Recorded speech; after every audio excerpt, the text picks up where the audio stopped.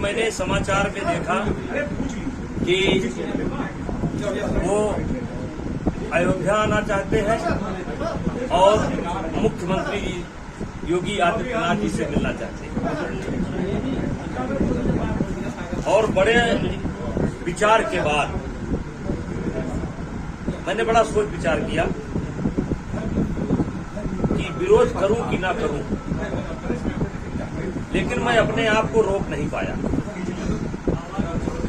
और मैंने एक निवेदन किया कि जब तक राज ठाकरे उत्तर भारतीयों से माफी नहीं मांगता है तब तक हमारे मुख्यमंत्री जी को नहीं मिलना चाहिए। और ये साथ ही साथ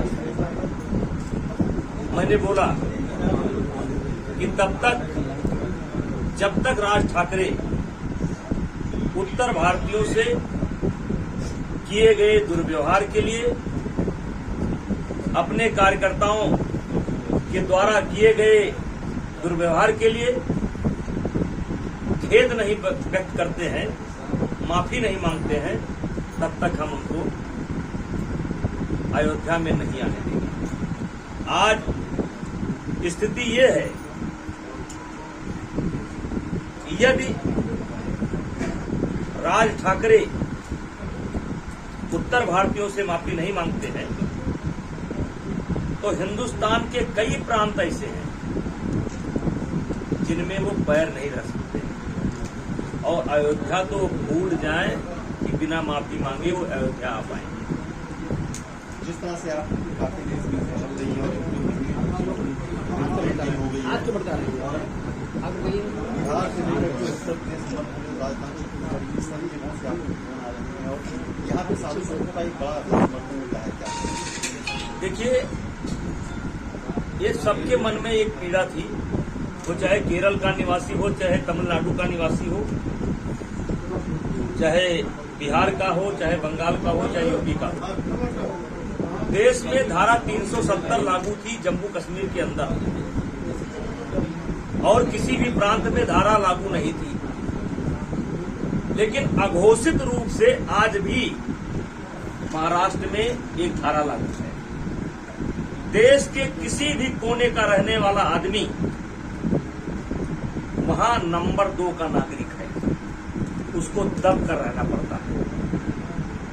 भैया जी कह करके उसको बुलाया जाता है, अपमानित किया जाता है। मेरे परिवार का कोई चोट नहीं खाया है, लेकिन 2008 से जब से राज ठाकरे ये काम कर रहा था, तब से मैं सोच रहा था कि काश किसी दिन किसी एयरपोर्ट पर मेरी मुलाकात हो जाए। और भाइयों, मैं बताना चाहता हूं कि अगर मुलाकात हो गई होती तो 2-2 हाथ जरूर होता, दुनिया की कोई ताकत हो नहीं सकती। नेताजी संघर्ष करो, हम तुम्हारे साथ हैं। लेकिन आप सब लोग जानते हैं कि ये एक दरबे के अंदर रहते हैं, ये मुंबई से बाहर नहीं निकलते हैं। पहली बार ये निकलने की कोशिश की है।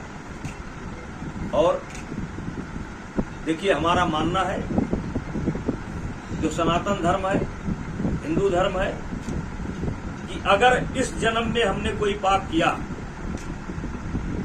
अगर इस जन्म में हमने उसकी क्षमा की लिए कोई काम नहीं किया, तो हमको अपने किए गए कर्मों के अनुसार दूसरा जन्म लेना पड़ता है। और ये पाप तो राज ठाकरे ने इसी जन्म में किया है। और पहला आंदोलन है, न सत्ता पाने के लिए है और न सत्ता उखाड़ने के लिए है। ये केवल अन्याय के विरोध में है और उत्तर भारतीयों के स्वाभिमान के लिए है। और मेरी कोई चाह नहीं है। भारतीय जनता पार्टी के बदौलत मैं 6 बार सांसद बना, हमारी पत्नी सांसद बनी, बेटा 2-2 बार से विधायक है, साधारण परिवार में पैदा हुआ। कोई चाह नहीं है, चाह नहीं मैं सुरबाला के कहनों में घुसा जाऊं। कोई इसको अन्यथा ना ले कि मैं किसी चाह के कारण कर रहा हूं। हमारे गोंडा जनपद का नाम बदला था मायावती जी ने, लोकनायक जयप्रकाश नारायण नगर कर दिया था। मैं अकेला व्यक्ति जाकर के मायावती जी के सामने खड़ा हो गया और मैंने कहा था, मैडम मेरे शरीर में खून का एक भी कतरा शेष रहेगा तो इस नाम को नहीं होने दूंगा। और मैं आज बधाई देना चाहता हूं स्वर्गीय अटल बिहारी वाजपेयी नहीं है हमारे बीच में। और जब मैं अपनी ये भावना लेकर के पहुंचा तो 2 मिनट के अंदर अटल जी ने फोन करके हमारे जिले का नाम, मेरा स्वभाव है अन्याय का विरोध। आज हम यहां तक पहुंचे हैं, तो हो सकता है तमाम अच्छी चीजें हो, बुरी चीजें हो, तमाम अच्छी चीजें हो सकती, बुरी चीजें होती, लेकिन मेरा जीवन में एक सिद्धांत था कि शरीफ से मत टकराओ और गरीब से मत टकराओ, शरीफ से और गरीब से मत टकराओ। और मुझे कोई परवाह नहीं है, कोई परवाह नहीं। मैं कभी कभी एक शेर पढ़ता हूं, किसी सोते को गफलत से जगा देना बगावत है, किसी कमजोर के हक को दिला देना बगावत है, अगर सच्चाइयों का गीत गाना ही बगावत है तो हम भी एक बागी हैं, मेरा मजाक बगावत है। कोई मतलब न निकाले इस आंदोलन का, ये उत्तर भारतीयों का आंदोलन है और स्वाभिमान के लिए है और अन्याय के विरोध में है। अन्याय का विरोध करना चाहिए और हम करेंगे, और हमारे साथ अकेले हम नहीं हैं, अकेले नहीं है। आज किसी को ये गलतफहमी नहीं होनी चाहिए कि मैंने 5 लाख कहा तो 5 लाख नहीं होगा, ये गलतफहमी नहीं होनी चाहिए। मैंने तैयारी बैठक की थी, मात्र 12 घंटे के काल पर जो है 1 लाख आदमी वहां पर इकट्ठा हुआ था। और मैं तो ऑप्शन पर ऑप्शन देता जा रहा हूं कि मैंने पहला ऑप्शन दिया कि आप उत्तर भारतीयों से माफी मांग लीजिए। उस दिन मैंने तमाम मुस्लिम उलेमा संत थे, हिंदू संत थे अयोध्या, हमने कहा आप उत्तर भारतीयों से नहीं माफी मांग सकते तो आप संतों से माफी मांगो। बातचीत के क्रम में आया कि मोदी जी के तरफ से आपको फोन नहीं आया, आपको रोका नहीं गया। फिर मोदी जी क्यों रोकेंगे भाई, भारतीय जनता पार्टी क्यों रोकेगी? फिर मैंने कहा चलो मोदी जी से माफी मांग लो।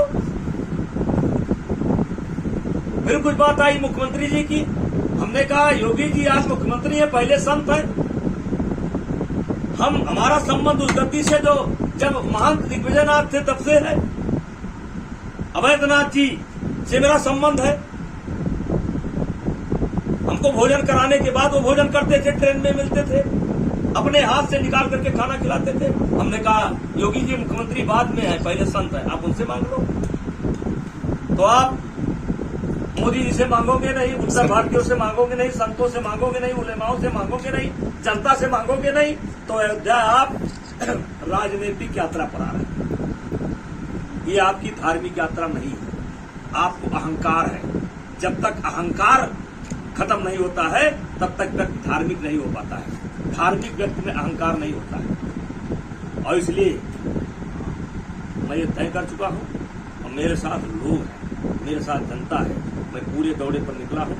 2-3 रोज के अंदर उत्तर प्रदेश कंप्लीट करके बिहार जाऊंगा। 4 प्रोग्राम मेरे बिहार में है, फिर झारखंड में है, फिर हरियाणा में है। ये सब कवर करके, और किसी को संदेह नहीं होना चाहिए, संदेह न करो है। रघुवंश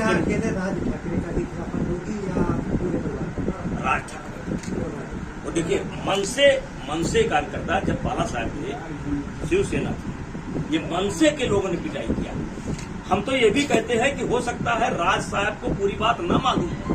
हम ये कहते हैं हो सकता है कि पूरी बात न मालूम हो, मैं उनको मालूम कराऊंगा। देखो आप 70-80 हजार लोग प्रभावित हुए। मेरे पड़ोस गांव के 300 लोग रहते थे, आज देखिए घर में बैठे हैं। मैं प्रमाण दे सकता हूं। आप देखिए संत कबीर नगर के राय साहब ट्रेन में पीट कर हत्या। महिलाएं, लोगों ने कहा कि हम तब तक हमको केवल रहने दो जब तक हमारे घर में डिलीवरी है हो जाए। मनसे के कार्यकर्ताओं ने डिलीवरी का मौका भी नहीं दिया और ट्रेन पर बैठा दिया।